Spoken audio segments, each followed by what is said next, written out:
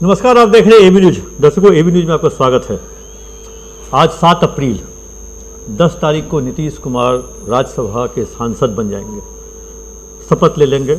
उसके बाद 12 या 13 तारीख को एनडीए की बैठक होगी और तब वो इस्तीफा देंगे और तब केयरटेकर मुख्यमंत्री के रूप में एक दिन 24 से 36 घंटा रहेंगे और नए सरकार का शपथ ग्रहण 15 अप्रैल के आसपास होना तय माना जा रहा है।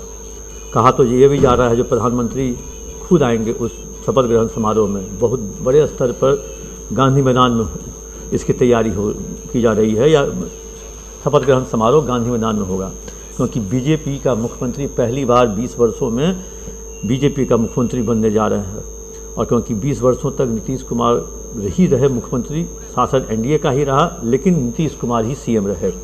और 20 वर्षों तक नीतीश कुमार ने आराम से CCC के तहत यहाँ पे काम किया और कहे जो कहाँ से कहाँ बिहार को, जो बिहार 2005 से पहले था उसको निकाल के 2025 के बिहार को आप देखिए। अगर 20 साल पहले जो बिहार छोड़ के लोग गए थे, अगर आज के डेट में बिहार आएंगे, इवन पटना आ जाएंगे, तो वो पटना में आके खो सकते हैं। और अभी पटना में रहने वाले लोग ही पटना में अगर निकल जाएँ आउटर में, तो वो रास्ता भटक सकते हैं, क्योंकि इतना एलिवेटेड रोड, इतना NH, इतना मैरिन ड्राइव, तरह तरह की कई चीज़ें, इमारतें मिली। और ये सब उन्होंने साधा बिहार में अधिकारियों के सहयोग से। और अधिकारी IAS अधिकारी जो पिछले 20 वर्षों से नीतीश कुमार के कंधे से कंधे मिला के चले। और इसमें कुछ खास अधिकारी ऐसे रहे जो through out first day of जो था नीतीश कुमार का शासन, उस दिन से जो साथ रहे, सो आज तक और उनके छोड़ने तक, और उनके छोड़ के जाने के बाद भी वो बिहार में रहेंगे, उस पद पे रहेंगे। और जा रहे हैं, अब नीतीश कुमार भी जा रहे हैं। नीतीश कुमार के जाने से पहले या जाने के बाद भी अब अधिकारियों का यहाँ से भागने का तांता लग गया है। लोग एक एक करके IAS अधिकारी, IPS अधिकारी निकल रहे हैं। IPS अधिकारी तो अपने कहे जो अपने कारणों से निकल रहे हैं, क्योंकि अगर वो नहीं जाएंगे टाइम पर, अगर नहीं सेंट्रल डिप्टेशन, तो उनको घाटा हो सकता है, हानि हो सकती है, क्योंकि उनको अब तो। लेकिन IAS अधिकारी जो जा भी चुके थे फिर दोबारा जा रहे हैं। और IAS अधिकारी ने ही सरकार को चलाया, क्योंकि सरकार की नीति, सरकार का फाइनेंशियल सिस्टम, सरकार का स्ट्रक्चर, चाहे निर्माण हो, सड़क का हो, भवन का हो, पुल का हो, बिल्डिंग का हो, मतलब तरह तरह के निर्माण हो, चाहे नौकरी देना हो, चाहे फाइनेंशियल पावर हो, सारे IAS अधिकारियों के पास रहती है। और अगर आपने देखा होगा जो बहुत इरले बिरले घोटाले में कभी आपने IPS को पाया होगा, चाहे वर्दी घोटाला एक हम लोग जानते हैं, और एक तरह से पेपर घोटाला, एक IPS थे SK सिंघल जी। तो IPS को आपने बहुत कम पाया होगा घोटाले में, और घोटाले में कभी जेल जाते हुए, क्योंकि IAS के पास फाइनेंशियल पावर है और IPS के पास वो पावर है नहीं जिसमें आप उसको पकड़ सकते हैं। वैसी स्थिति में कुछ फाइलें जरूर कहें जो केंद्र सरकार के पास पहुंच चुकी हैं, और वो उन फाइलों को लेकर के केंद्र सरकार ने बिहार सरकार को एक हिंट भी दिया था। वैसी स्थिति में अब बिहार सरकार के जो IAS अधिकारी हैं वो अपने आप को सेफ साइड करने के लिए या तो कहें जो मेन लाइन से हट जाएं, या अपने आप को बिहार से दूर कर लें।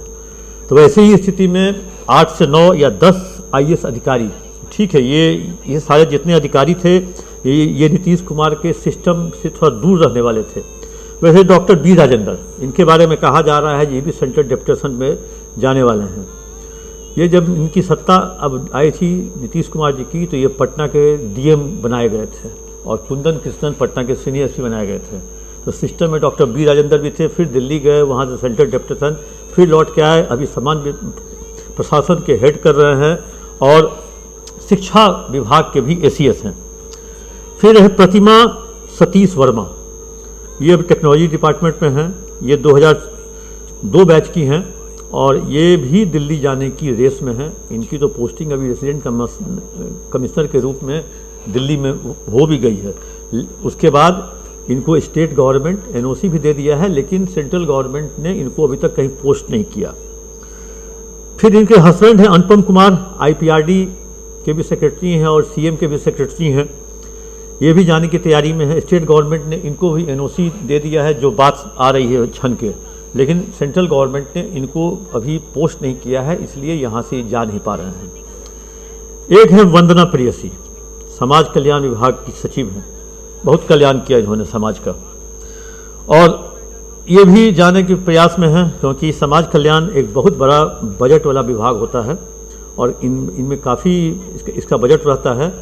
और समाज कल्याण विभाग में भी वंदना प्रेयसी मैडम अब ये दिल्ली जाने की तैयारी में हैं।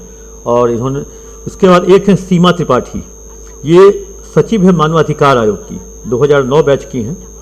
ये भी दिल्ली जाने की, क्योंकि कहा जाता है कि इनके पति भी दिल्ली में पोस्टेड हैं। गोपाल सिंह IAS नहीं है, IFS हैं, और IFS फर्स्ट डे से ही OSD टू CM पटना में रहे, CM के साथ, मतलब IFS रहते हुए ये OSD to CM first day से ही, अगर आप चेक कर लिए 2005 के बिहार डायरी से 2026 के बिहार डायरी में, क्योंकि मुख्यमंत्री सचिवालय के लोगों के नाम उसमें छपते हैं पद के साथ, तो गोपाल सिंह वहीं रह गए 2005 से लेकर 2026 तक OSD टू CM।